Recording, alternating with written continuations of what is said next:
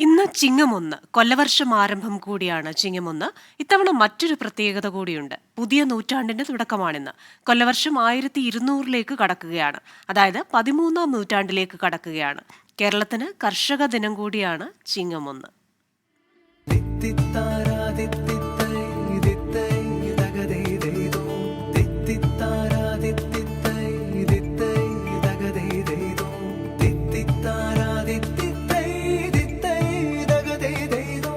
കാർഷിക സംസ്കാരത്തിന്റെയും ഓണക്കാലത്തിന്റെയും ഗൃഹാതുര സ്മരണകളുമായാണ് ചിങ്ങമാസത്തിന്റെ വരവ്.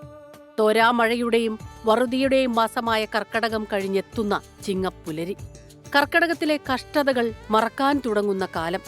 കാണം വിറ്റും ഓണമുണ്ണാൻ നാടും വീടും ഒരുങ്ങുന്ന ദിവസങ്ങളുടെ തുടക്കമാണ്. തുമ്പയും മുക്കുറ്റിയും കണ്ണാന്തളിയും പൂവിടുന്ന തൊടിയും പറമ്പും സ്വർണവർണ്ണമുള്ള നെൽക്കതിരുകൾ പച്ചപ്പാടങ്ങൾക്ക് ശോഭ പകരുന്നു. മഴക്കോളുമാറി മാനം തെളിയുന്ന ദിവസങ്ങൾ. വർഷം മുഴുവനും മറ്റുള്ളവർക്കായി അധ്വാനിക്കുന്ന കർഷകന് ഒരു ദിനം. ചിങ്ങം മുതൽ കർക്കിടകം വരെ 28 മുതൽ 32 വരെ ദിവസങ്ങൾ ഉണ്ടാകാവുന്ന 12 മാസങ്ങളായാണ് കൊല്ലവർഷത്തെ തിരിച്ചിട്ടുള്ളത്. സൗരരാശിയുടെ അടിസ്ഥാനത്തിലാണ് മാസത്തിലെ ദിവസങ്ങളുടെ എണ്ണം കണക്കാക്കുന്നത്. പ്രതീക്ഷയുടെ ചിങ്ങപ്പുലരിയിൽ കൊല്ലവർഷത്തിലെ ഒരു പുതിയ നൂറ്റാണ്ടിനുകൂടി തുടക്കമാവുകയാണ്. Research desk 24.